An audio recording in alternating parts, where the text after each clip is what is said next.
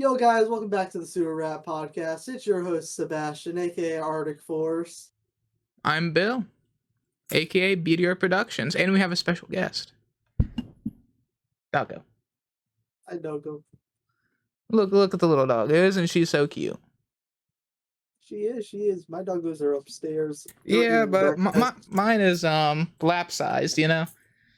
I have one that's lap size.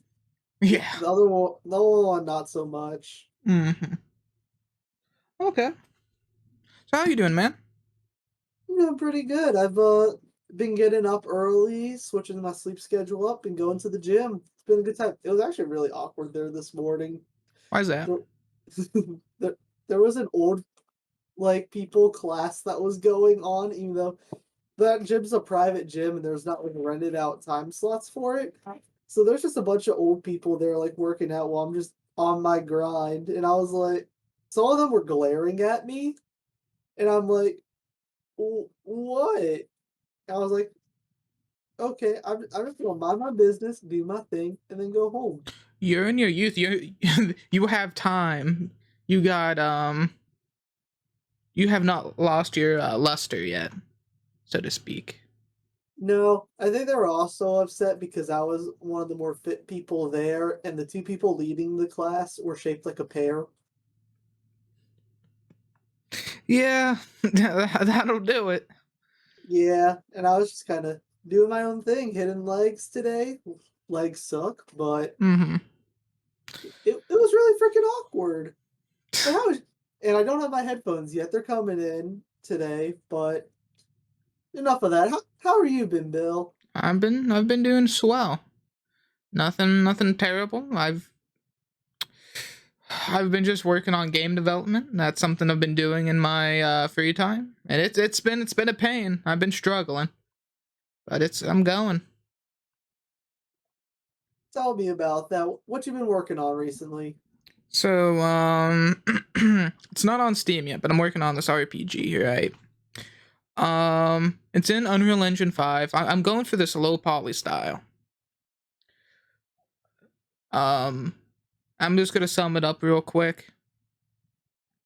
So I'm trying to make a open world RPG that has multiplayer, and it's it's oh, what a task it is.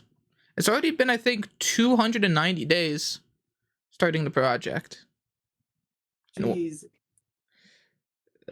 I my original goal is to have a Steam page out by the end of this month, but it might be pushed back because I'm just doing so much things at once. But there's an upgrade I'm doing. I've been hand painting all the 3D models, all the meshes, and it's been time consuming, but it gives more of a quality, feel of like handcraftedness. But I True, was doing true. all of it How in Blender. Took the leap and bought Substance Painter. And, so so how much you say that's going to cut your time down by? So like, how long would you say it takes you to model a bush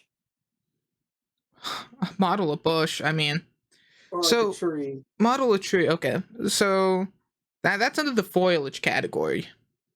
That could be a little interesting because sometimes it's just like a cone, add some like flat planes to it that are double sided, and boom, bada bing, bada boom, you got something cool. What really starts taking in time is hand painting and any like character models. Those uh, those are very harder to do because you have to weight paint how like the bones affect the animations. So the model doesn't have its like forearm all the way by its leg and its leg all the way by its head. What do you mean? That's the fun part of it. Just give it Octodad physics.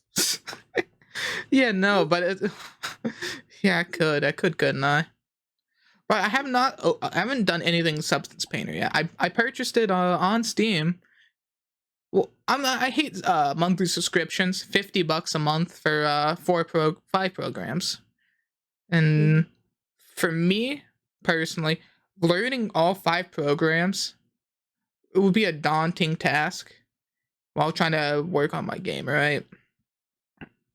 So True. I decided just to go on Steam, which they sell the programs individually at a one-time price of $150, and a one-time payment for a year support. Okay. You'll still keep it after the year, but I won't get any updates. Fair enough. So why switch to Substance Pain or over Blender? Like, what's the big difference? So let me explain. So take a piece of paper. At a marker. You're just you're grabbing a piece of paper. So I have a pen over here, so I'm waiting. you so if you grab like a pen or piece of paper, I mean not piece of paper, or like a marker, you can like draw on it, you can color it, whatever. While working in Blender, you can go over top of it, but it would get rid of what you previously done. Over in Substance Painter, if you've ever used anything like Photoshop, you're able to do things in layers. Yeah. So I could keep like a base layer and just keep adding on layers and then kind of compress them all together for the finished product. Yeah, that does sound like it'd save a lot of time. I've messed around with a little bit of art myself, and drawing in layers always makes it easier. Mm-hmm. Also, there's a lot more other benefits, such as for people who not aware of like how 3D modeling works. There's things called normals, ambient occlusion, a whole bunch of other stuff. And determining where edges are, you can quickly find all the edges and like create a like it's easier to add wear. It's easier to add like more fine detail, add like a dust layer. It makes life easier when doing some stuff like that. So overall, it's just a smart investment, and also, I know we talked a bit off camera about it. It's really helpful for getting like jobs in game development, right? It is AAA standard. So with that being said, I have looked into it. I did go to an art school at one point. It was during the virus. I left during that, but I'm not gonna go on a tangent with that right now.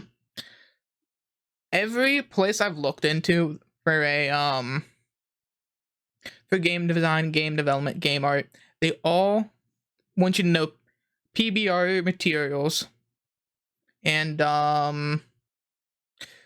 substance painter, substance designer.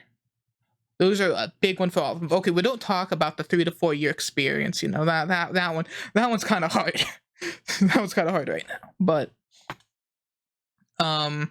it is really useful to know because a lot of other places use other programs which I'm not going to be able to afford to use. Like for example, Maya, which is a like Blender, but I think it's like a little over $1,000 a year. Jesus, just for some art program. Yeah, I mean you could always pirate it, but no. Which we don't condone on this podcast. Actually, let's talk about pirating here in a little bit because I have a ethical question for you. Um, the issue with the pirating of like art programs, a lot of places that have pirated versions have a bloatware or viruses embedded in them to steal What, you don't information, want, cookies, and all that other stuff. you're telling me you don't want to download a crypto miner on your computer? I've done it before, but it was me who was mining the crypto, not someone somewhere else. Come on, how are you going to help your Indian friends? Yeah, man, listen, it is. It's just not a smart idea because a lot of places like that that offer a bootleg version tend to they're not that good when it comes to that. It's a very nasty. But speaking of games, I have an ethical question. Yeah. Is in pirating when it comes to this. Since games are getting older, game consoles are getting more scarce, and some games are getting a lot more expensive. Like a physical copy of a Silent Hill 2 at this current date, it's like $200 for a disc. Yeah, What is your that's opinion pretty. on emulation without owning the game or a console? Well, here's the big thing. I am I'm a Pokemon fan. I play a lot of Pokemon games. Mm-hmm. If you try and get a copy of, let's say, Pokemon Black or Pokemon White, these are the games that came out when I was a kid. Yeah. And keep in mind, these are on the DS, so Mm-hmm. they aren't old in any standard of looking at it. A copy of that goes for about $150 to $400 now. To Okay. me, that is absolutely ridiculous for a game. It's like, and at the end of the day, Nintendo isn't making any more. Let's just go with Pokemon for example. Nintendo isn't making any more money on those games. They aren't printing more cartridges of it and selling them. Pretty much every copy of Pokemon, let's say Pokemon Black and White, has already been bought by now. And so For the most Nintendo part. doesn't make any money off of it. So the only people who are making money off of this is people who are just selling their old copies of the game. So in my opinion, I believe having ROMs and emulators are fine for games like that. Now, do I think it's a bit unethical if the game is being printed currently and being sold in store by Nintendo, like the company that made it? A bit. Not everyone can afford to just like play whatever they want all the time, and video games are a source of media that people should be able to get access to. Mm-hmm. But at the end of the day, I think depending on the age of the game is how ethical it is to hack. So let me I hit mean, you like a with this ROM. question. The original Super Mario Bros. I know they have they have a emulator or whatever it is on the Switch to where you can play it on the Yeah. Switch. So would you say it's ethical to download an emulator on some PC and play the original Mario Bros, considering they're still selling copies? I mean, technically they're selling copies. It's just an online service. I don't know. It's a little weird there. I mean, the original Mario Bros. Though too has been out for so long. You can find it on websites everywhere. So Mm-hmm. at the end of the like, I don't think Nintendo can control that anymore. They try At to. some point, I know they try to, but at some point it gets into the free reign. I watch I like to watch a lot of people play with ROM hacks of games, and I know Nintendo likes to take it down because they're like, "Oh no, people are changing the source material," but a lot of a lot of ROM hacks are actually free. So the big thing with stuff like that is I at the end of the or a lot of it's just if they're not making money off of it, what's the harm? Okay. Fair enough. Fair enough. Yeah. I mean, doing emulators legally. Have you ever looked into the equipment of like downloading like a Game Boy cartridge or like a DS cartridge onto like a PC? Uh, I've not looked into doing something like that, but and a lot of the people I think what all they do is they have like a little special attachment. They plug in the cartridge, it downloads the code onto their computer, and then all they do is some slight coding to change the control scheme. I mean, there's services like that that already emulates stuff like that right out the box. You just need the game file, which Yeah, a lot of websites have it. I mean, I'm not condoning, as I mean, as for me, someone who does has made a game and put it on Steam. Maybe it's just because I'm one man. Sometimes it's worth just seeing someone play the game, then just whatever. It's just a couple bucks. Is what Yeah, it is. and I mean at the end of the day, as long as people aren't legally, as long as people aren't selling the emulators and ROMs, then there's no harm, no foul because you're not actually stealing intellectual property. You know, Speaking of that, you know what's something I thought about doing to make sure someone's not stealing the game from my current game I'm working on? I thought about doing which this upon further thinking, I just canned the idea because I'll get into why. So since I'm putting it on Steam, I was gonna do a Steam check if you're Mm-hmm. logged into Steam, and if you're playing the game and not logged into Steam, it would pull up a whole different instance to where all like the characters like 100-fold strength, all your strength is like a like 1/100th of what it was. But Have you I thought have you the ever heard of? sorry. I was gonna say, have you ever heard of the history? Or people make videos of like fake stuff that Nintendo has done for anti-piracy, and I think it's interesting to look at because a lot of it's not true, but there were rumors that had gone around for a while that like if you bought a party, let's say I think it was for Mario Party DS, if you got a pirated copy of that game, instead of like everyone looking happy and ready to play, it would like distort all the characters' faces and voices and look really creepy. It would like yell at you that you have a pirated copy of a game that you need to get rid of it. That sounds like a creepy pasta. Yeah, I think it was a creepypasta, but that was the rumor of Mario Party DS's anti-piracy stuff. I just think it's interesting to look at. But my whole that is interesting. But my whole like thought process and the reason why I canceled the idea was there's one thing I really hate in gaming that's really become an industry standard, in which it is always online games. True. Because at the end of the day, will whatever game is made, even my own, and let's say a couple of decades from now, 20 years, if it's only an online game, will the server still be up? Probably not. Let's be frank, probably not. Yeah. Who's going to be able to enjoy the game if you can't even get in? And then there's something, game preservation, and it's just a piece of media that hold should be handled with care.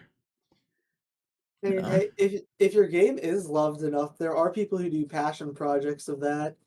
Something that I've heard of happening again, massive Pokemon fan. So in Pokemon Black and White and Black and White 2, there was this thing called the Dream Radar, where in essence it was just you would boot up a website that Nintendo had, and you would connect your DS to the server, and then you'll be able to get like Pokemon and do like little events through that and stuff.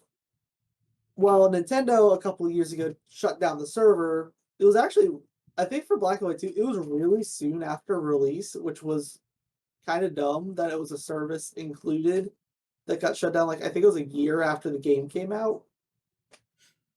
But so what fans have done is they've actually gone through and they started recreating the servers using like source code from it, and they've been making like an artificial Dream Radar website that people can use. Just like there's the something called the GTS or Global Trade Service where you can trade with people around the world. That's getting recreated. It's like there are passion projects for stuff like that. Yeah, but a lot of times, like especially with like Nintendo, they tend to take those down, don't they? I don't think so actually, because Nintendo's like, well, we don't have to maintain the servers, and people are still enjoying our games. So, Okay. Or like, I know another one that was trying to be made was like I think it was Toontown, like a whole remake. oh yeah, I've heard of that. I think people still play it or something like Well, that. I the don't the know. official servers are down, so I don't know if they Yeah, actually ended up I know that. remaking it. I know they're doing that for Club Penguin too. Oh no! Come on, guys, we need Pirate 101. Jesus Christ. Yeah, no, that's just the big issues, stuff like that. Just people won't be able to play it. Kind of Yeah, sad. it's a bit. It is pretty sad, but we are moving into more of a online world. Hmm. Everything's dominated by the AI. I don't know if you know this, but there was a game of my childhood. I was never able to play the multiplayer. It was a single player multiplayer game, right? Yeah. Multiplayer was down. The game was from 2005, 4, one of the two dates. Star Wars Battlefront 2, the original, before EA bought it. The Before EA made that a cash cow, and like they do yeah. with everything. So I could try to look real quick. But actually no. I remember last time I was on how many people. So they I think it was a year or two, I think it's 2 years ago now. They brought back the online support on Steam. Dang. It's been like a decade plus. Where that game had no multiplayer. And then one day they're like, yes, it's time. And I think it has a player base of like 30 people. Dang. 30 Okay. people enjoying the online fun. This is a game from 2004 or 5. Those 30 people are going to be sad if it ever gets taken down. Oh, dude, from time to time I still go on there because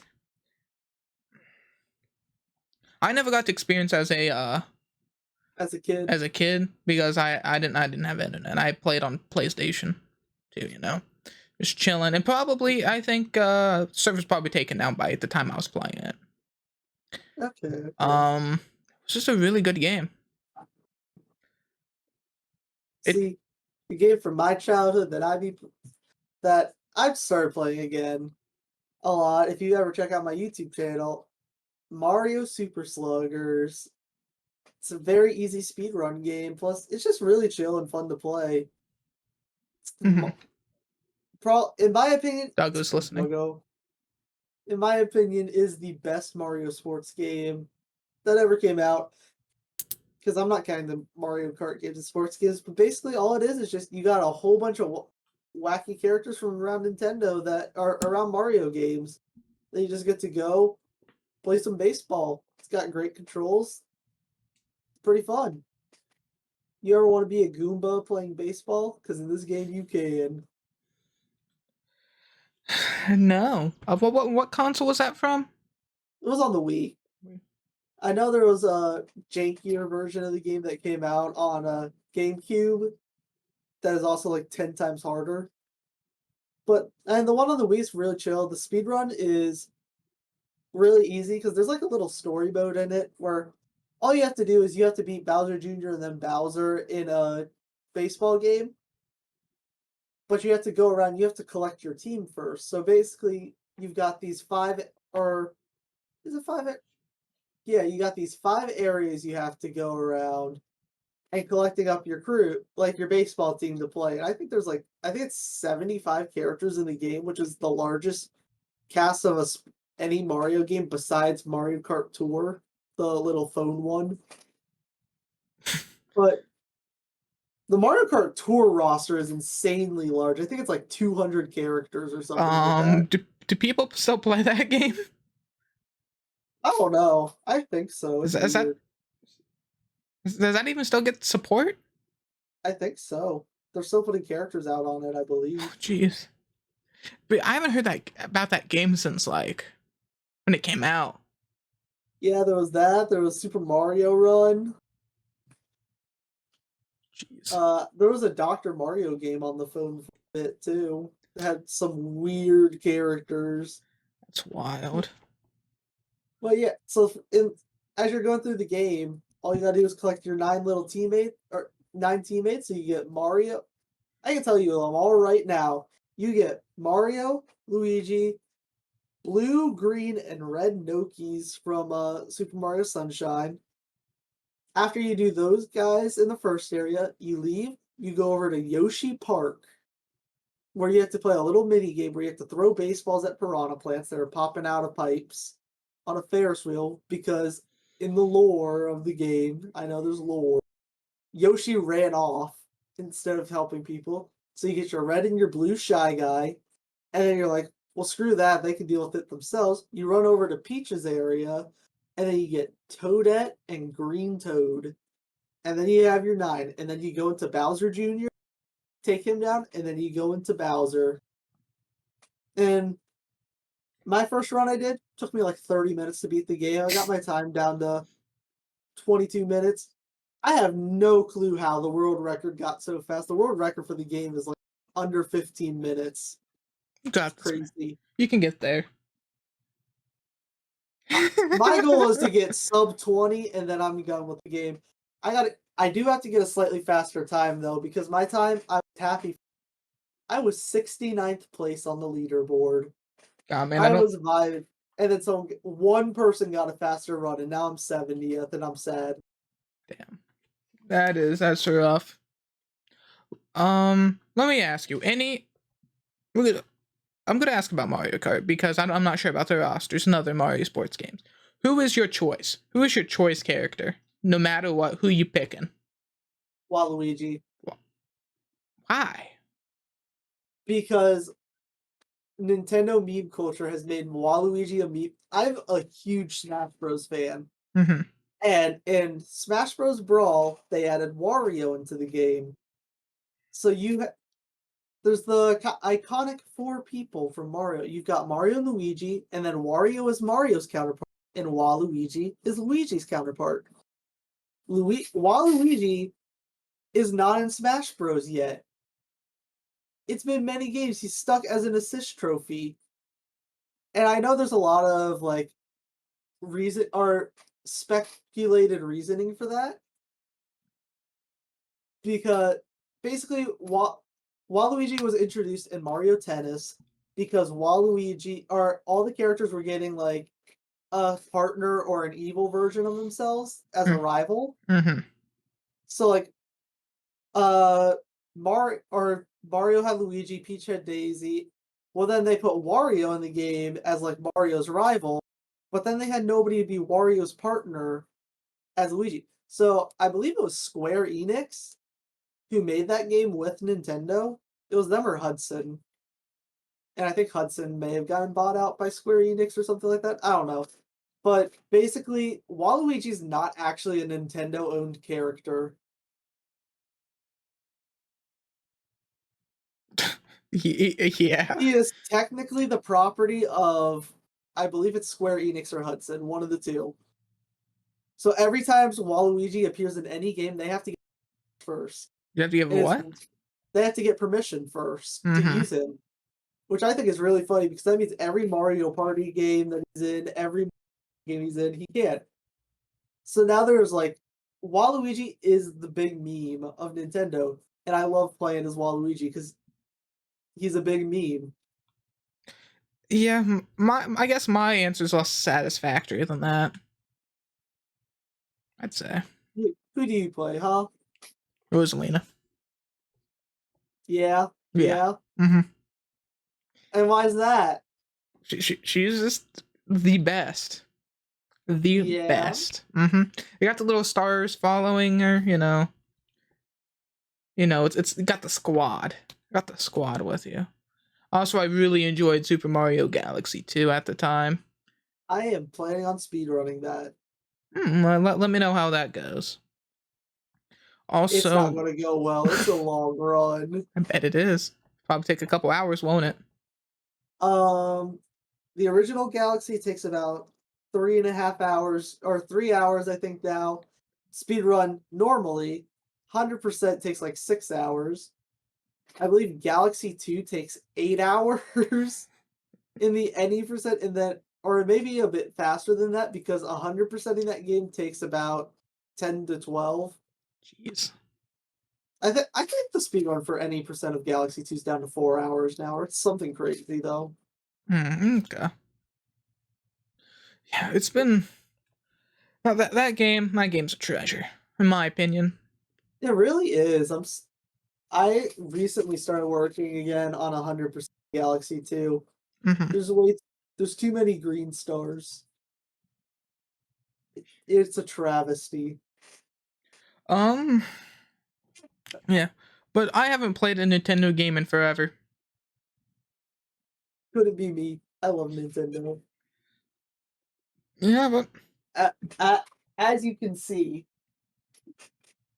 Yeah, I like I said, man. I grew up with Nintendo, but I think I did own a Switch at one point, but I ended up selling it like a year after buying it because I just didn't use it. I wanted no. There's been a couple games I just wanted to play. Like I wanted to play the Mario Kart from like that was ported from the Wii U on there, Mm-hmm. Mario and Kart then 8 after like Deluxe. yeah, after playing it a little bit, I just kind of got bored of it. And like, it's Fair. cool. Did you know that game has a meta? Yeah, I know. Isn't like changing your cart can get different results, and then you can get fast. Yeah, there's an online meta for what you use now because I think everyone tries 50cc. So they added Kamek, like the special Magic Koopa guy. Mm-hmm. He is now the best character in the game, and you ride him on the Teddy Cruiser. Jeez. It's crazy. I'm like, bro, what? Why is there a meta for this game? I know people still like. There's a very large competitive crowd still for Mario Kart Wii. Dude, Mario Kart Wii is pretty cool. There's like hacked servers or something like that where now people are just playing Mario Kart Wii. And the things people do in that game are crazy. There's a guy I know, he hosts tournaments where because they're playing on a hacked server, they can mod the game for everyone, and he does 9,999cc races. Wow. It's wild. Mm-hmm. Um. Dang, that is wild. I remember the day the service got shut down. I played the day before. Dang. E- Sad. And I bet you can't guess what game I played. Hmm. Give a guess. Give a guess what game I played. Club Penguin. On the Wii? Oh wait, no. There's a Club Penguin game on the Wii. I didn't know that. I It's not online though. Um, what game? What game? It's a Mario game. There was an besides Mario Kart that had. Did you play the Smash Bros. Brawl online? Never and no. That had an online and it was laggy as crap. It Nope. was awful. Wasn't Smash. It wasn't Smash. Was it? It wasn't Mario Kart. Nope. What other Mario game on the Wii had an online competition? Mario Sport Mix. That game, I love that game. Why did that game have an online presence though? No, Come on, man. You gotta play dodgeball, bro. Come on. it was so good. I will beat you in dodgeball if you come. If you ever come over, No. we can play. We can play. I will Mm. whoop you. No, you ever- it's been like a decade since I played. Maybe not that much, like 7 years. Did you ever do the campaign in that game? Yes. Did you fight the final boss in Mario Sports Mix? I believe so. It's like some eldritch creature that you have to like play different sports on him. It was weird. Like, what did Nintendo do with that? If you viewers haven't ever seen it, just look up Mario Sports Mix Final Boss. It's like this big beast, and you have to like run around and collect different sports balls. I vaguely remember. It's been such a long time. It's been a while since I've done it, but you have to like that game took forever to grind out Mhm. because you have to like sit through each of the tournaments on every level, and there's 4 games in it. If you've never played Mario Sports Mix, it's basketball, hockey, volleyball, and dodgeball. Mhm. And if you ever wanted to fight that final boss, you had to beat uh each story or like each campaign of each sport on a difficulty, and then you get to fight the boss. And that's the only time you're allowed to fight the boss. You're not allowed to rematch him or anything, which is weird. You have to play, I think it's like 4 rounds of 4 or 5 games of each game, win them all, and then you have to go. So that's like, I think if you ever wanted to play against it, it takes like 3 or 4 hours. If you want to fight him again, you have to do it again. It's wild. Shoot, that's wild. My question is, Nintendo during the Wii and DS era, they like love Square Enix. Mhm. Because all their sports games, they would stick like Final Fantasy characters in. Yeah, or what is it? You had the Dragon Moogle. Quest. Yeah, Dragon Quest 2. You had Moogles. I remember Sports Mix. You had the slot or the extra characters you get were like the Moogle, Ninja, White Mage, Black Mage, the Cactar or Cacti. something like that. I think it was Cactar, I don't. and then Slime. It was wild. Uh, Nintendo has like a Monopoly game too, like that. It's called Fortune Street. There is a large Dragon Quest cast in that game. Would you believe it? I've never played Dragon Quest. I haven't either. I want to. It's Mhm. good. I've heard good things about it. Fun fact: that Fortune Street game I was saying, that's where the meme that Yoshi commits tax fraud is from. Because in the game, Yoshi you have to pay taxes in that game if you land on space. Mhm. Every other character is just like Dart or something like that, and then Yoshi's like pissed off that he has to pay his taxes. That's wild, dude. There's been a game I've been thinking about getting. Okay, okay. It is an educational simulator on Steam. Beer brewing simulator. Jesus Christ! I thought you were gonna say Mario teaches typing or something like that. No, it's not on Steam.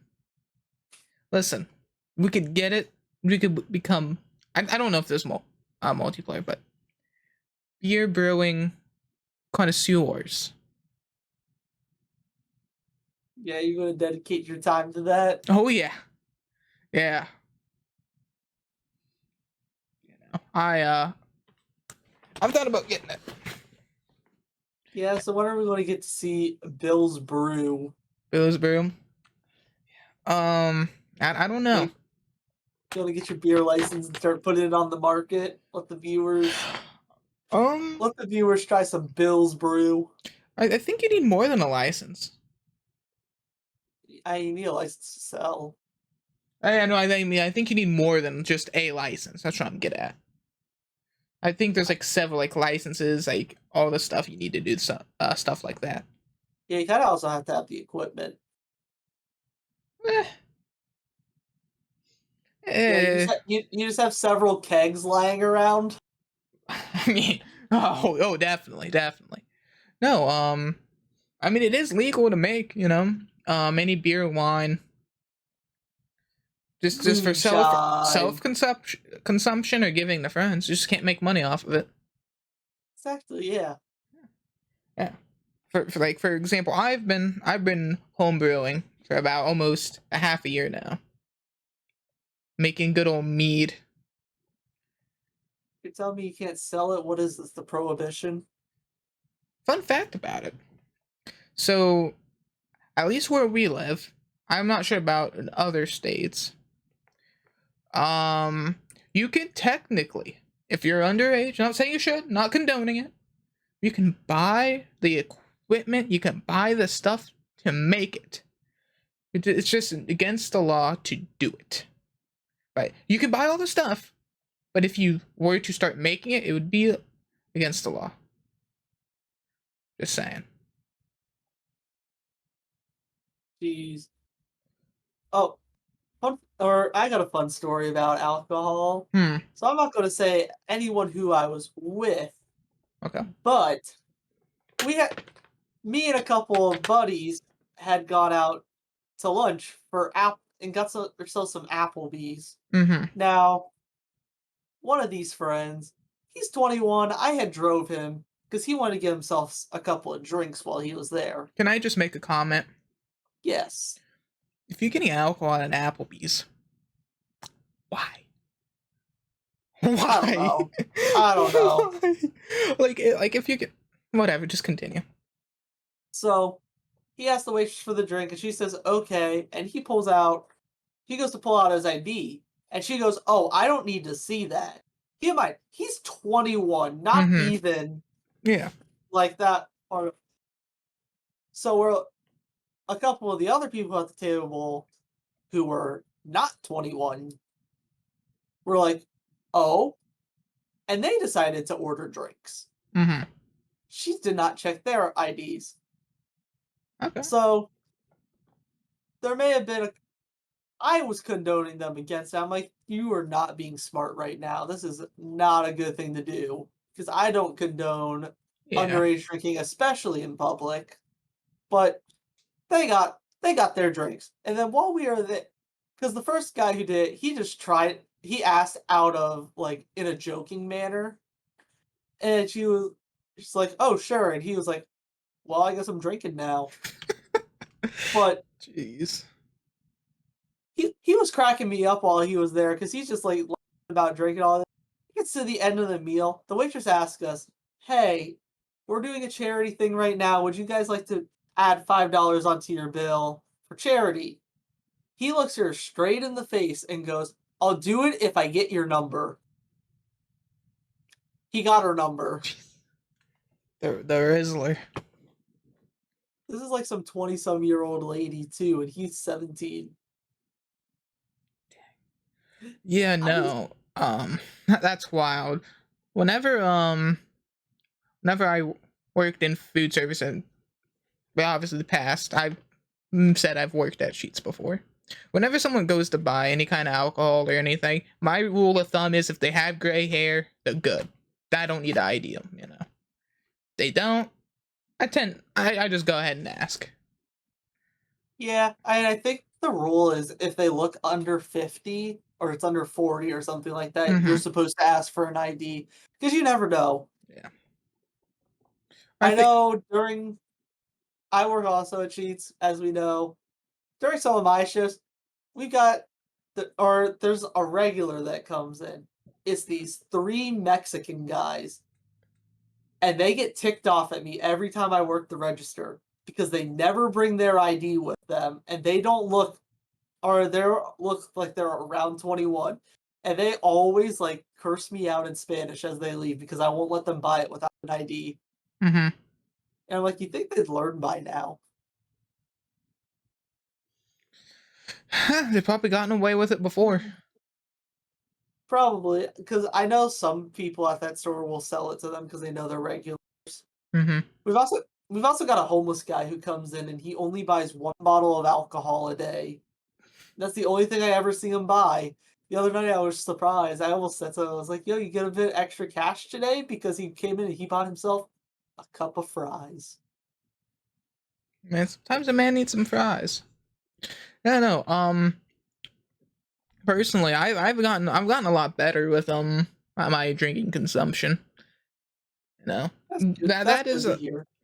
that is something I may have other lack of words struggled with in the past, but I've drank probably maybe once, maybe twice a week, maybe. Um, And back when I I turned don't 21. drink at all because I'm 20. You know, yeah. But back when I turned 21, it was every other day. Sometimes it was every day. Jeez. That depending on how much, sometimes it was just a can, just one can of beer, and sometimes it was a lot. I've well initially I just found that I just became less productive as a person doing that.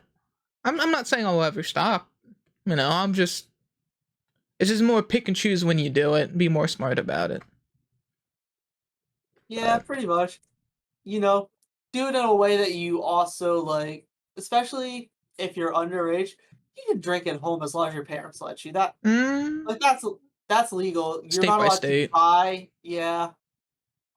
Well, this is that is not the case for college students because you cannot get consent from an adult while you're in your dorms. Mm-hmm. There's a guy I know who I go to college with who he likes to party a bit. Yeah.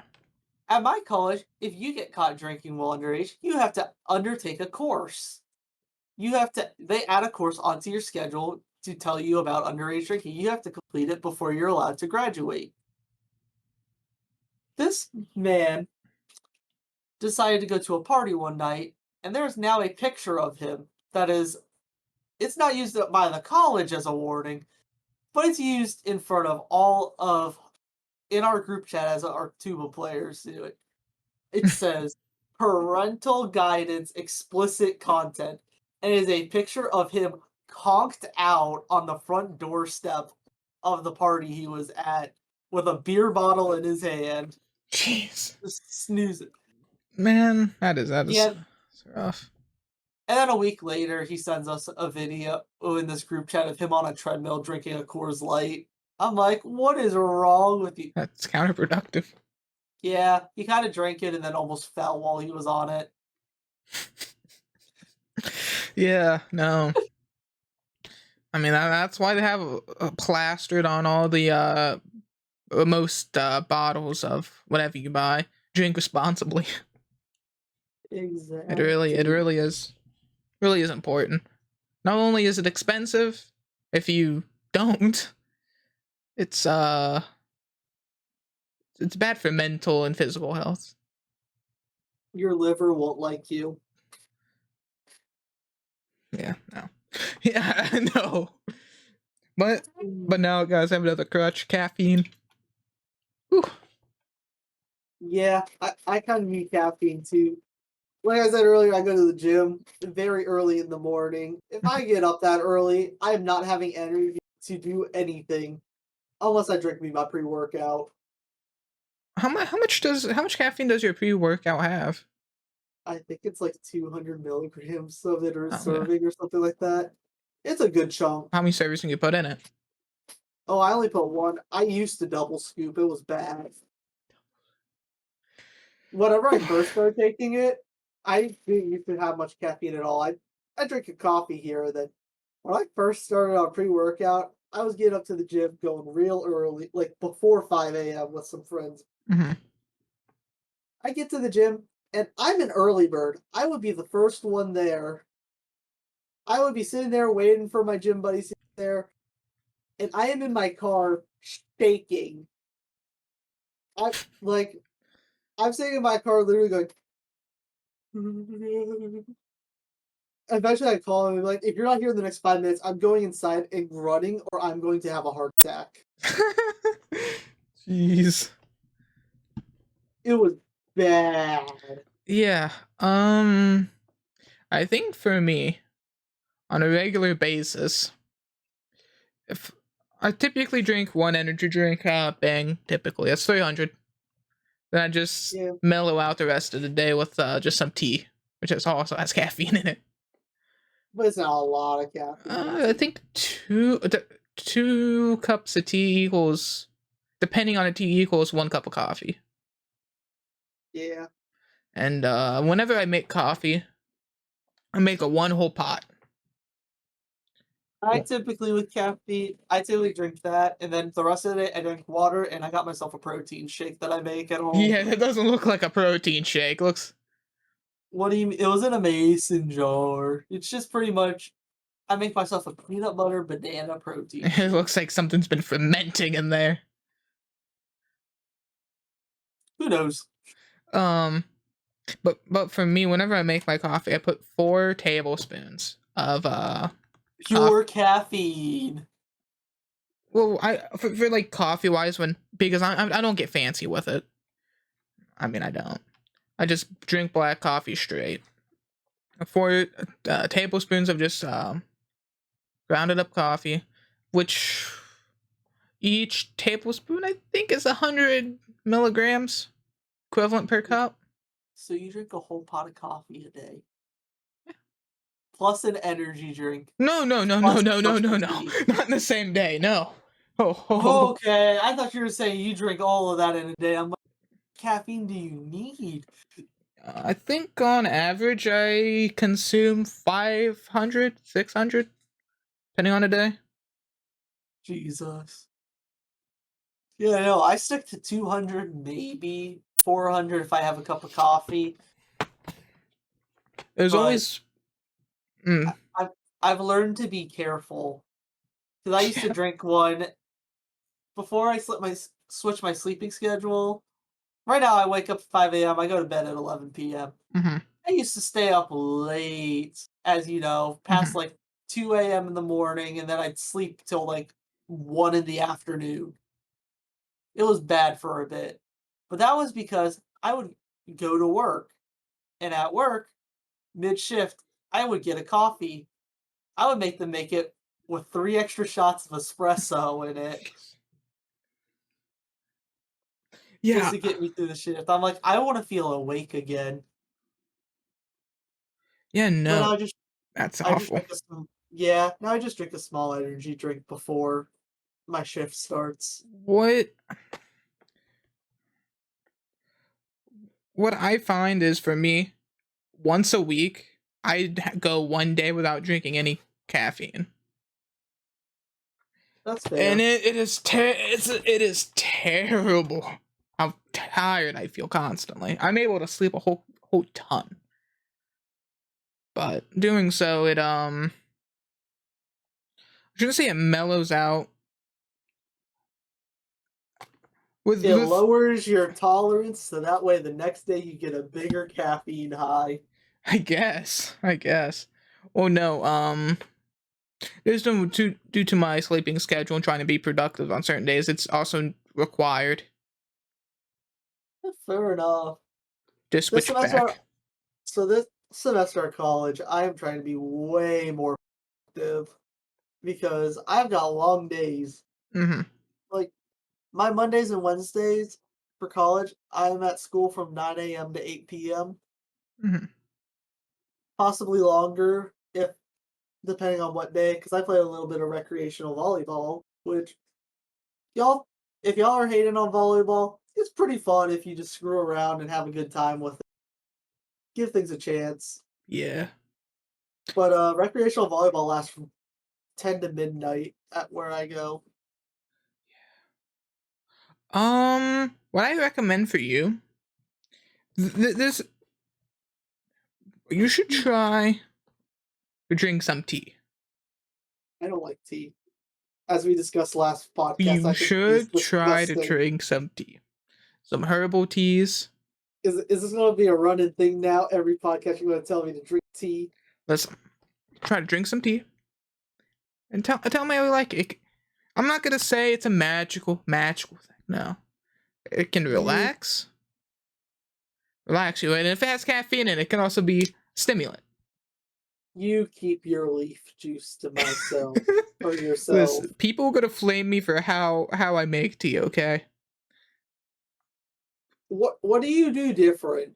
Huh? I'm too Is lazy to actually get a kettle and boil it. I just shove a mug in the microwave for a minute 30. Jesus Christ, it doesn't even take that long to boil water. Oh no, my stoves suck here. It actually does. I think last time I tried to boil water on the stove, it took like 7 minutes. Jesus Christ. So I'm just like, toss it in the microwave. The microwave. Chef Mike. Kinda. Head chef at most restaurants. Chef Mike. Anyway, so I do that, or sometimes if I'm just out and about, I'll just get a tea bag, just plop it in a bottled water, not even boil, and just say, if you leave it in double the time, it typically does a similar job. That's called laziness. Well, no, if I'm out and about, meaning if I'm not home, I could just get a bottle of water, plop in a tea Let, bag. let sit in the sun for a while. No, just be right next to my side. Why people just question what I'm drinking because it doesn't look right? Yeah, what's it look like? Well, okay, let's put this in your perspective. It- I am putting a tea bag in double the amount of water I should. Mm-hmm. No matter if it's black tea, green tea. I haven't tried my chai. No matter what kind of tea it is, it always ends up looking like someone peed in a bottle. Yep, you drink your pissy water. Yeah. Boy, Hey you drink man, your little piss water. ginger. peppermint. It's all good. Yeah, next week next week on the podcast you're gonna start busting out the candles and you're gonna start telling me you need to just soothe your soul. You need to try rubbing a little basil on your skin. It'll help calm your anxiety and open up your mind. Yeah. Maybe, I don't know. What is that? Natural oils, essential oils. Ah, yeah, you an essential oils guy. Oh no, never used them once. I don't touch them. I know my mom tried to do it for a bit, but not like heavy. She still Mhm. believed in medicine and all that. But she was like, "This is supposed to help." And then I was like, "I think you're just trying to make the place smell good." I mean, probably. And There could be science behind it. maybe a little bit, but like honestly, my mom was probably looking for an excuse to try and make the place smell better because I still live at home with my parents, and there are 4 boys and 1 girl in the house. Just my mom. Mm, there could be scientific studies that could prove it. Like there's an ancient tradition Yeah, of like bathing vaccine. in Oh, wine, and it's supposed to be really mhm. good for your skin. Yeah, Bill, we're gonna go off of these scientific papers, just like the one that said vaccines cause autism. Okay, we're gonna end it here, guys. Okay. Okay, that is Stop something. it before Sebastian gets too political. Mm-hmm. Mm-hmm. Gets us canceled. Don't even start me on flat earthers. Well, I think it was a good episode, man. Yeah, that's a good time to cut it off, guys. Remember to like, comment, subscribe down below. We're the Sewer Rat Podcast. Subscribe to join the Rat Colony and become one One of of us. us. One One of of us. us. One One of of us. us. All right, guys. Have a good day. Peace.